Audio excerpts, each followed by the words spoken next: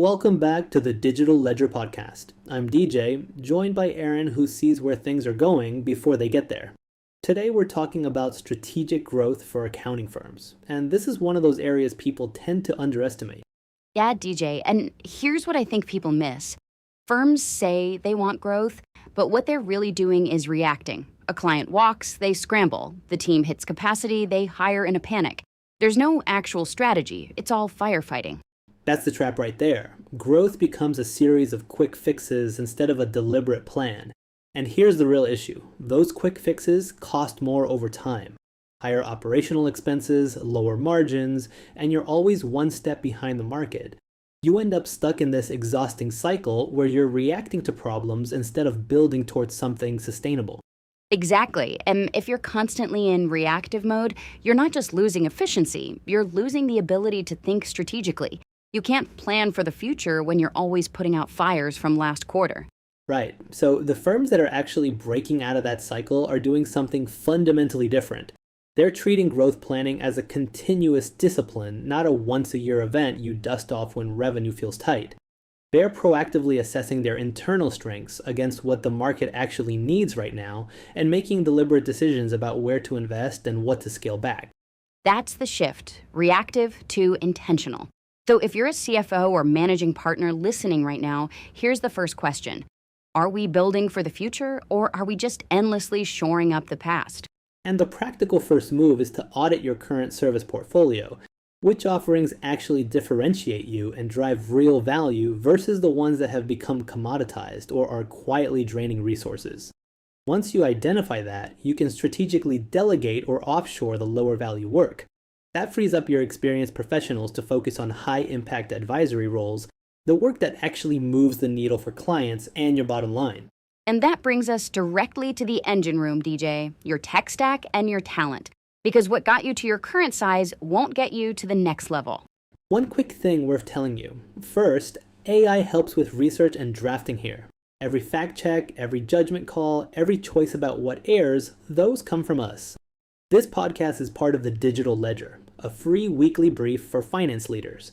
2 articles and 1 podcast. Lands every Wednesday morning. thedigitalledger.org. Alright, so moving right along, let's be honest about what that means. When you audit your tools, the first thing to look for are those persistent manual processes. If your team is still spending hours on data entry or managing client follow-ups by hand, you're not just slowing them down, you're capping their potential to do what they actually do best, which is higher value advisory work. That's the unlock, and it ties directly to talent.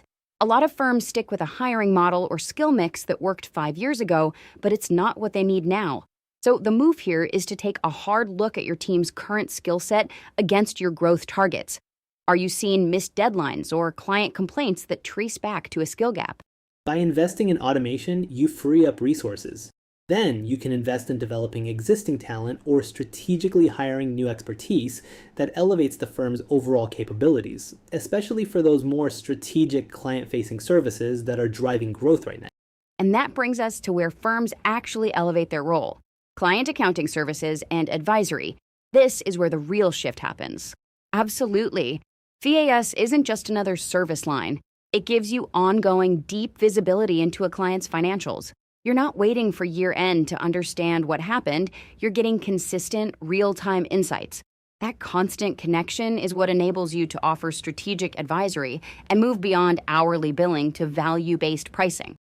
And the impact on fees is measurable. We're not talking theory here. No, we're not. A 2021 survey in the Journal of Accountancy noted a 20% growth in net client fees per professional from advisory services. That proves clients have a real appetite for services that support better decision-making, not just compliance.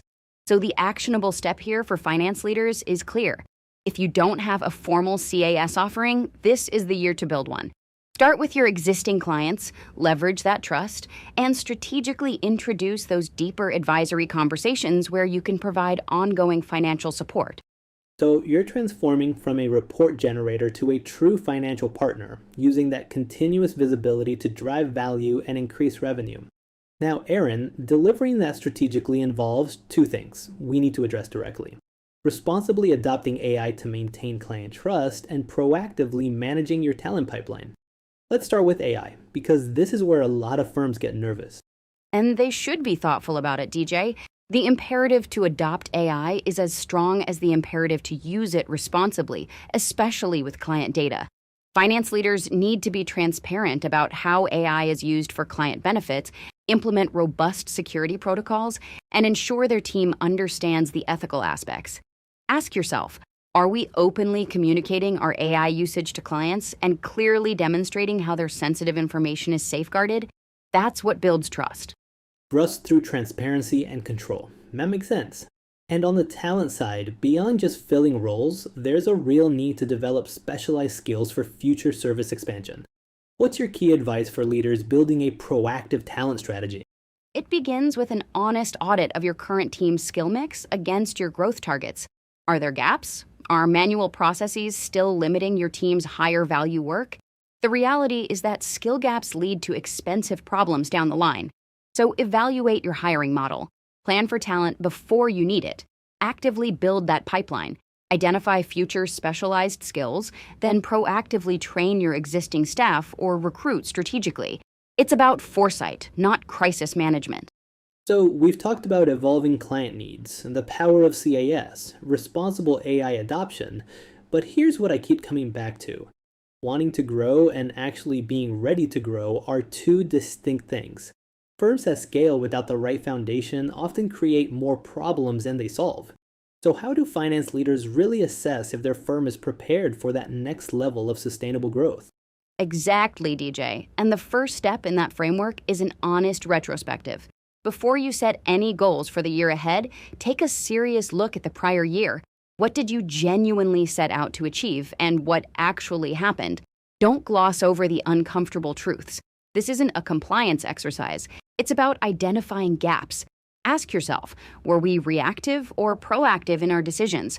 Were our targets clear, or did we just hope for the best? That sets the stage for meaningful goal setting.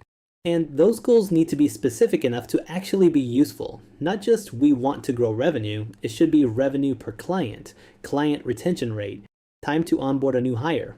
These are tangible metrics that tell you if you're making real progress. If you're a finance leader listening, take your last quarterly report and ask yourself, what specific measurable goals did we set, and how precisely did we track our success or failure against them? Precisely. And from there, it's about looking forward with that same specificity, especially when it comes to talent and tech. You need to plan for talent before you actually need it. Building a robust talent pipeline isn't something you can rush when you're suddenly under pressure. It's an ongoing investment. Similarly, every tech investment needs to be connected to a specific outcome. Don't just buy a new tool because it's shiny. Define the problem it solves and, critically, how you'll measure its success. Is it reducing manual data entry by a specific percent or improving client response times?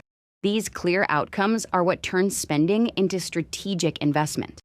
And that leads to the final piece of this readiness checklist, building in a formal mid-year review. Annual planning is great, but the market doesn't stand still for 12 months. A mid-year review allows you to course correct small misalignments before they become major problems.